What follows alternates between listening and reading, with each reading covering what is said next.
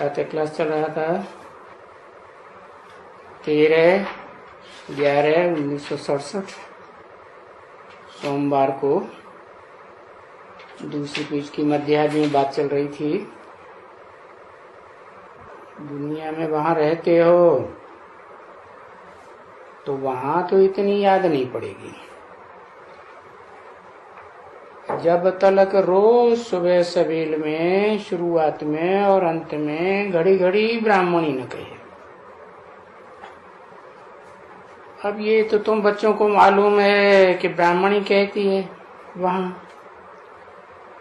कि आत्मा को याद करके बैठो, अपन को आत्मा समझ करके बैठो।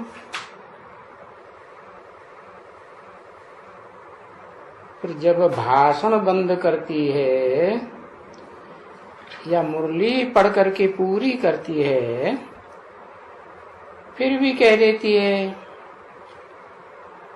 या तो बाबा को यहाँ भी कह देना पड़े और आने से ही कह देना पड़े, अपन को आत्मा समझ करके बैठो। जब मुरली बंद करे तभी भी याद करके फिर भी कहे कि आत्मा समझ करके बैठो, तो वो शायद वहां बच्चों को, वो जो ब्राह्मणी है, जब मुरली सुनावे तो फिर पहले पहले शुरुआत में कहे आत्मा हो करके अपन को समझ करके बैठो, क्योंकि तुम बाप से वर्षा लेते हो।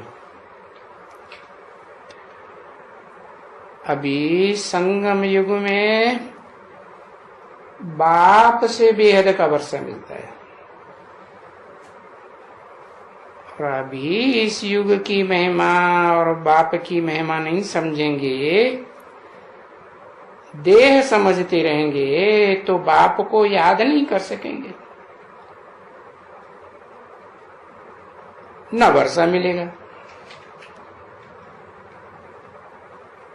इसलिए उनको आदि और मध्य भी हो सके तो बहुत ही अच्छा है बीच में, क्योंकि ये है सबसे ऊंची सब्जेक्ट। क्या? आत्मिक स्थिति में स्थित होने की, और इस पर ध्यान देना है सबको। और ये तो यहाँ आते ही है मधुवन में, तो ये समझते हैं कि बरोबर शिव बाबा बैठ करके समझाते हैं। जब मधुवन में नहीं है तो बहुत डिफिकल्ट है। घड़ी घड़ी अपन को आत्मा समझना, उठते बैठते ऐसी टेव पड़ जाए तो अपन को आत्मा ही समझे। जैसे कि शुरुआत से अपन को आत्मा ही समझते रहते, तो है तो बहुत डिफिकल्ट, क्योंकि बच्चे समझते हैं, मुख से नहीं बोलते हैं। ऐसे भी नहीं कि बाबा है तो घड़ी तो बड़ी ये सब्जेक्ट ऊंची है और उसमें ये घड़ी घड़ी हमको भूल जाता है। अगर हमको न भूले भी और हम अपन को आत्मा ही समझते रहें, सोने वक्त भी आत्मा ही समझ करके सोवे, तो स्वप्न भी बहुत अच्छे आएंगे। ऐसे नहीं कि नहीं आएंगे, स्वप्न भी बहुत अच्छे आएंगे, क्योंकि हल्का हो जाएगा ना। जब स्कूल जाएंगे तो हल्के हो जाएंगे। अभी सब जब यहाँ की बातें सब भूल जाएंगे तो जरूर नई बात याद आएगी। तो फिर समाचार लिखेंगे क्या क्या होता है नींद में। कोई स्वप्न आए, कोई तूफान आए, या क्या हुआ, क्योंकि कुछ न कुछ तो होता है ना। क्योंकि तुम जागती ज्योति बन जाती हो, याद करते करते करते बहुत हल्के हो जाएंगे। क्योंकि इतना जो भारी बोझ है जन्म जन्मांतर का सिर के ऊपर है, देहभान का, शरीर का, तो उनको भूल आ जाता है ना। और ये कोई थोड़ी चीज थोड़े ही भूलते हैं, है 63 जन्मों का हिसाब किताब देहभान का है। मन 1.5 का और गुना मन कर दो, और सुनाओ तो होगा। वजन इसमें आत्मा में कितना वजन होगा, देखो कितनी ये शरीर भारी है, इसका कितना बोझ है। तो अभी इनको हम हल्का कैसे करें, तो जरूर पुरुषार्थ करना पड़ेगा कि हम हल्के हो जाए। आत्मा के अर्थ ही करना पड़े ना, उसे ही पुरुषार्थ कहा जाता है। क्योंकि हमको ये देह का दुम्ब लेकर के अब जाना तो नहीं है, वापस में जावेंगे क्यों, देह का दुम्ब लेकर जावेंगे। तो पहले पहले ये पक्का याद करके बैठे, क्योंकि हमको ये दुम्ब लेकर के नहीं जाना है वापस। तो पहले पहले पक्का ख्याल करके बैठे, क्योंकि जैसे एरोप्लेन भी उड़ते हैं ना, तो देखो कितना बड़ी बॉडी है, मशीनरी कितना अंदर है छोटी, और एरोप्लेन की बॉडी इतनी बड़ी है। अगर थोड़ा भी जरा भी कुछ मशीनरी में गड़बड़ हो जाती है तो फिर तार से नीचे गिर पड़ते हैं। तो ये तुम्हारी जो मशीनरी है ना, है ये जो देह की है, जो देह को चलाने वाली मशीनरी है ना, मन बुद्धि रूपी आत्मा, ये बिल्कुल ही है। तो ये देह तो बिल्कुल ही भूल जाना है एकदम, क्योंकि जहां जाना है वहां से हम नंगे आए थे और नंगे जाना है।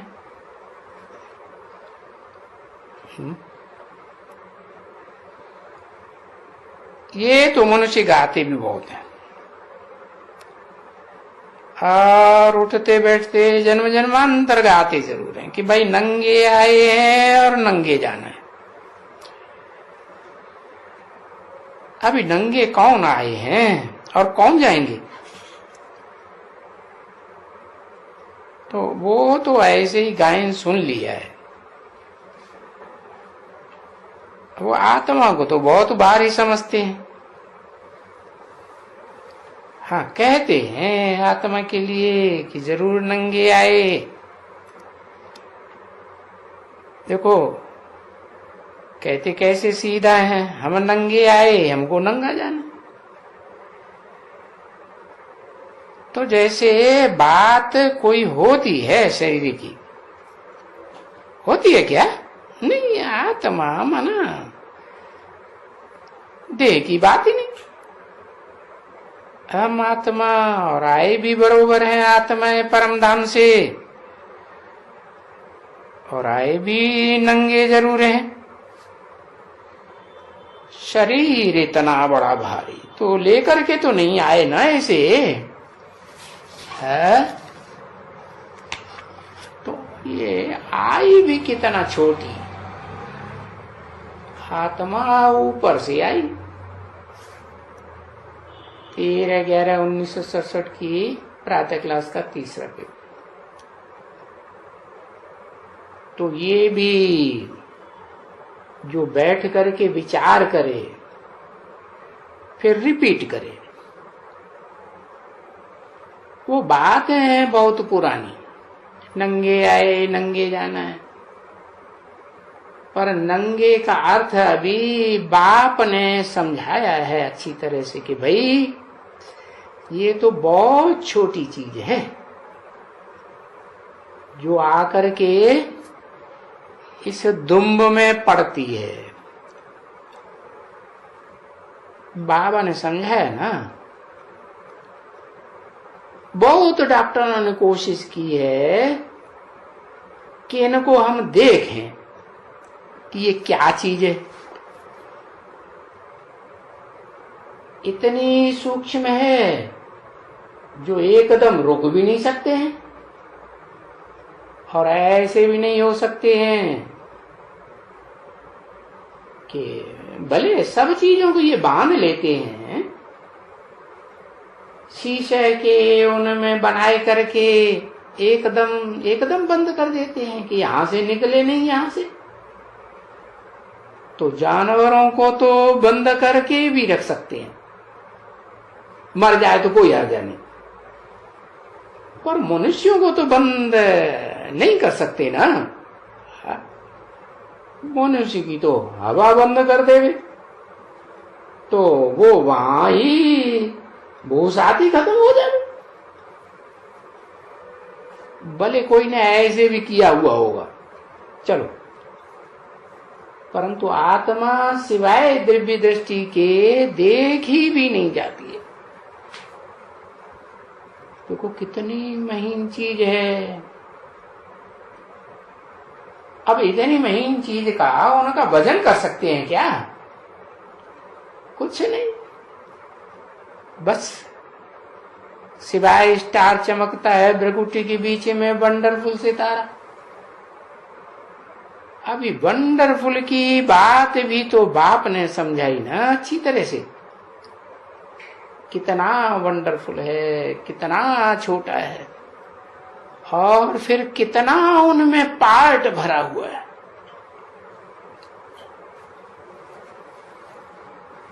तो ये भी बैठ करके चिंतन करे, ये तो अनेक जन्मों का पार्ट भरा हुआ है इस आत्मा रूपी रिकॉर्ड में।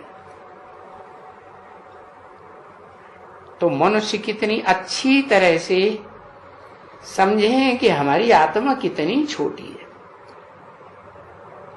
खास करके तुम बच्चों के लिए, और तुम बच्चों में भी जो अच्छी तरह से धारणा करते हैं और अच्छी तरह से भी जो अच्छी तरह से सबको समझाते रहते हैं,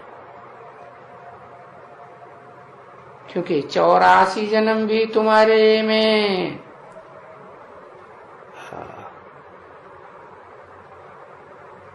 तुम्हारे में से कोई कोई तो ऐसे होंगे कि नहीं लेते होंगे।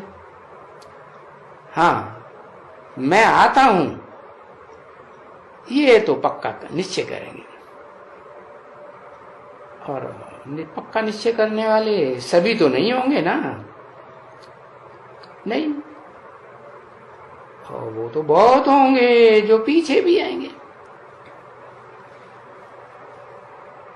तो यहां तो बात यह है पहले नंबर की। तो उस पहले नंबर में जाने के लिए कितना अभ्यास करना चाहिए अच्छी तरह से। ऐसे ऐसे अभ्यास करते रहें तो फिर ये देह का बांध टूट जाए। बाकी आत्मा समझ समझ समझ के और शरीर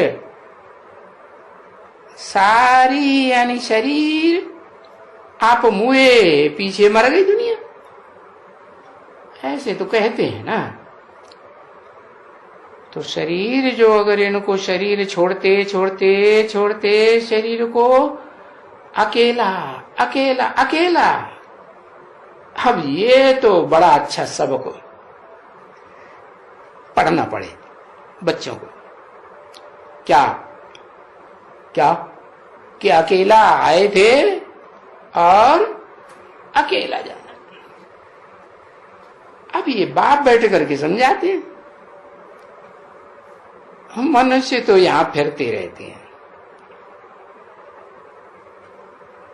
ये तो बाप ये स्कूल में बैठ करके, स्कूल में ऐसे भी कोई कोई ये बातें कभी कोई नहीं समझाते हैं, कभी नहीं, बल्कि गाते रहते हैं। अकेला आया अकेला जाना, नंगा आया नंगा जाना। तो उनसे अर्थ ही दूसरा निकाल लेते हैं। फिर देखो वो नंगा अर्थ क्या निकाल लेते हैं, है? क्या वो बहुत नंगे हो गए, नागा बाबा बन गए। तो नागे भी होते हैं ना, तो नंगे भी बहुत हो गए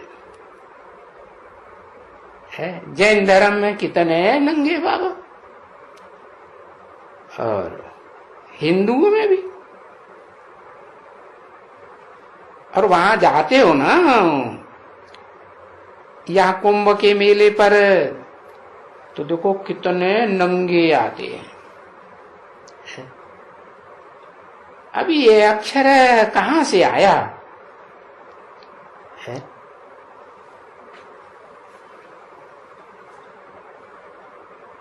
क्यों ये क्यों नंगे बने हैं? तो वो समझते हैं कि नंगे आए थे नंगे जाना। अरे नंगी तो आत्मा आई ना, ये नंगे कोई शरीर तो थोड़े ही आए, तो वो नागे बन जाते। तो मनुष्यों ने अर्थ का अनर्थ कर करके सभी सत्यानाश कर दिया। और ये सभी होना है जरूर, कल्प कल्प होता है। जो कुछ भी कुछ हुआ है ये बच्चे जानते हैं, है? कि फिर भी ये सभी नंगे सन्यासी फलाना कीड़ा और ये नागे लोग है, ऐसी एक कौम भी होती है, उनकी भी राजाई है। हाँ, जिनके साथ गवर्नमेंट फैसला कर रही है, भाई लड़ो नहीं। कौन सा लैंड? आसाम में कोई नाम है नागालैंड। तो उसकी भी एक पहाड़ी सल्तनत है। पहाड़ी क्यों है? इसकी शूटिंग कहाँ होती है? हाँ, शूटिंग कैसे होती है? उन्होंने तो भी स्थूल पहाड़ बनाया है क्या? ऊंची बात, ऊंची स्टेज की बात है ना। तुम बच्चों की जो आत्मिक स्थिति में ऊंचे जाते हो, ऊंचे रहते हो, तो तुम्हारी है असली पहाड़ी सल्तनत। अभी होने की कोई है नहीं, कहते हैं सल्तनत है, और है भी छोटी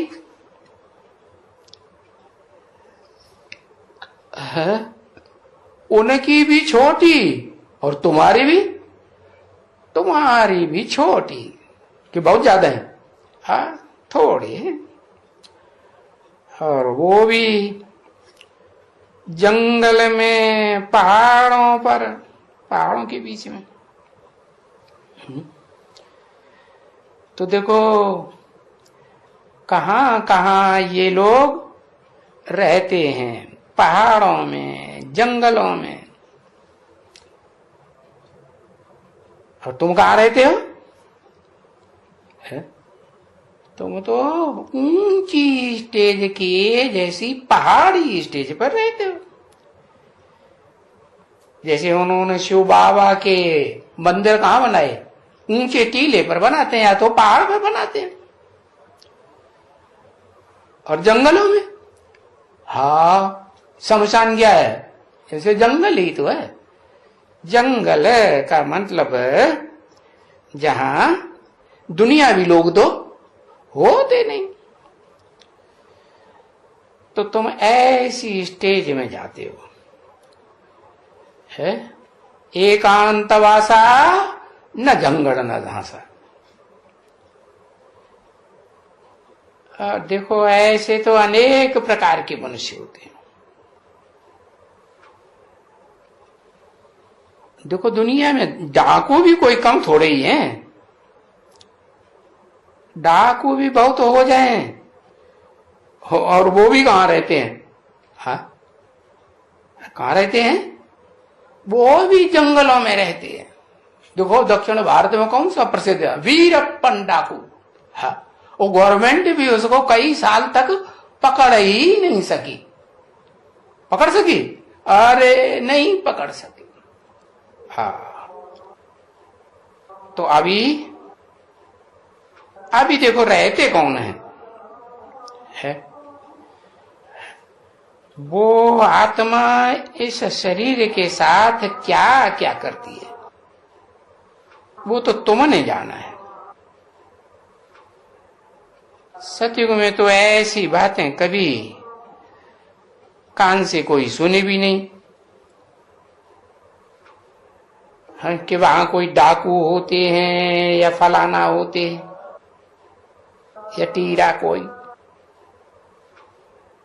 तो झट कैसे बैठ करके बाप सारे सृष्टि के आदि बंदे अंत का तुमको बैठ करके समझाते बच्चों को। और घड़ी घड़ी ये भी समझाते हैं कि बच्चे अपन को आत्मा समझो। बाकी ये जो कुछ भी है भक्ति मार्ग के चित्रों के जो समझाया है बच्चों ने, कि तुम बच्चों को तो ये पक्का मालूम हुआ कि हम बस ऊंचे ते ऊंचा एक ही भगवंत है जिसको हम अभी याद करते हैं। पीछे कहां भी चले जावे, अगर चले जावे तो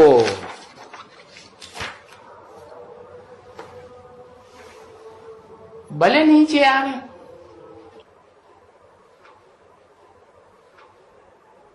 ये सूक्ष्म वतन में तो कोई हिस्ट्री ज्योग्राफी की कोई बात ही नहीं होती, जरा भी नहीं, पिचकड़ी भी नहीं। क्योंकि ये तो सब है ही साक्षात्कार की बात है। 13/11/67 की प्रातः क्लास का चौथा पेज, दूसरी लाइन। सूक्ष्म वतन का तो सिर्फ साक्षात्कार है। वहां सूक्ष्म वतन में हम आत्माएं निवास करते हैं, है? हाँ कोई स्थूल शरीर छोड़ करके और कोई अंतर्वाहक शरीर से मनन चिंतन मंथन में रह करके, हाँ। और वो हमारा घर जो है वो तो ब्रह्म तत्व है। जहां हम सब अच्छी तरह से जानते हैं कि हमारा निवास स्थान वो परम धाम में है। और वो भी तो ठीक है ना बच्चे। अच्छा, ये पक्का है कि हम वहां रहते हैं। बाकी सूक्ष्म वतन में कौन रहते हैं, वो तो कोई का नाम निकाल करके बता दे। नहीं, वो सिर्फ साक्षात्कार है। फिर है स्थूल वतन में रहने की बात है। नहीं तो बाबा ने बहुत डिटेल में समझाया है। ये शंकर काहे का, विष्णु काहे का, ब्रह्मा काहे का। अरे ये ब्रह्मा भी तो यहां का है ना, है? कोई ब्रह्मा भी सूक्ष्म वतन में थोड़ा ही रखा है। वो तो है, वो तो जब भी वो फरिश्ता बन जाते हैं फिर उनका भी वो नाम है फरिश्ता है, तो फिर उनका साक्षात्कार करते हैं। बाकी वहां तो कोई कारोबार कुछ नहीं चलता है। कारोबार है अगर है, कहाँ है कारोबार है अगर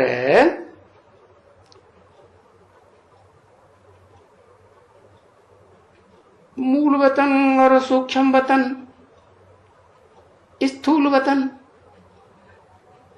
परंतु ये तो सूक्ष्म वतन तो साक्षात्कार मात्र है। सूक्ष्म वतन माने ही साक्षात्कार। तो इसलिए बाप कहते हैं ये तो समझाना होता है मनुष्यों को। नहीं तो वो बोलेंगे वाह ये तो सूक्ष्म वतन को भी उड़ाई दिया, ये तो बिल्कुल ही कोई नया धर्म निकला है। अरे पर ये नया धर्म तो है ना बच्चे। आदि सनातन देवी देवता धर्म नया ही तो है, क्योंकि किसी को मालूम थोड़ा ही है कि ये युग भी नया है और नई दुनिया आनी है। नए युग और नई दुनिया का तो लाखों वर्ष को वो ऊपर ले गए। तो विचारों को तो मालूम तो कुछ भी नहीं है पड़ता। देखो, एक तो तुम बच्चों को ये वंडर लगना चाहिए कि ये आयु जो कल्प की ली गई है लाखों वर्ष, ये तो देखो कितना लंबा चौड़ा गपोड़ा है, अथाह गपोड़ा है। कहां लाखों वर्ष और कहां सिर्फ 5000 वर्ष।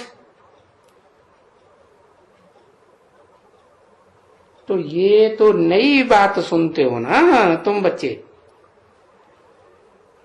देखो, नई बातें सुनते सुनते भी वृद्धि को पाते रहते हैं, और वो दिन आगे चल करके आएगा जो लाखों हो जाएंगे। है क्या ये सेंटर्स लाखों की तादाद में खुल जाएंगे, और सब जगह में है, सभी भाषाएं तुमको सीखनी पड़ेंगी है, या जो जो भाषाएं सीखे हुए हैं वहां से इंटर खोलेंगे, और एक भी भाषा वाला कोई समझ जाएंगे तो दूसरे को भी समझाते रहेंगे, क्योंकि एक से तो वृद्धि हो जाती है ना।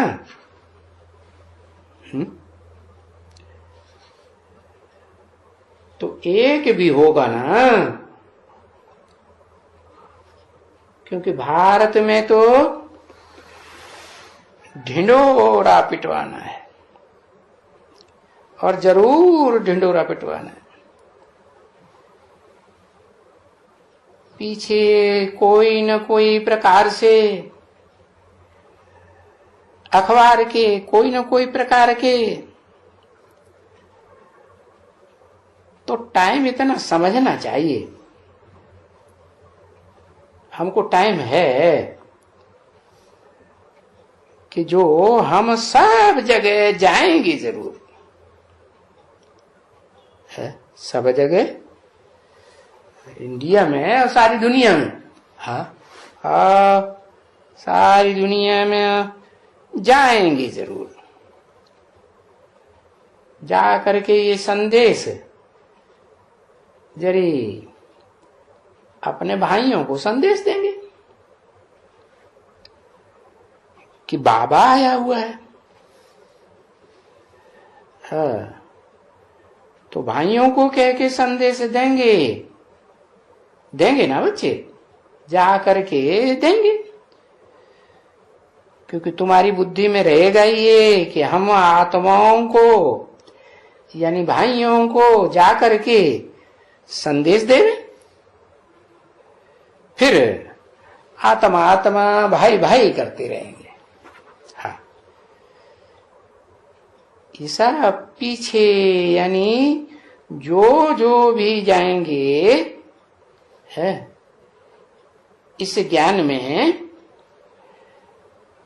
सभी तो नहीं जाएंगे ना बच्चे, है जो सर्विसेबल होंगे वो ही जाएंगे। तो भाई भाई करके थोड़ा विचार तो करो कि कितने को हमको पैगाम देने का है।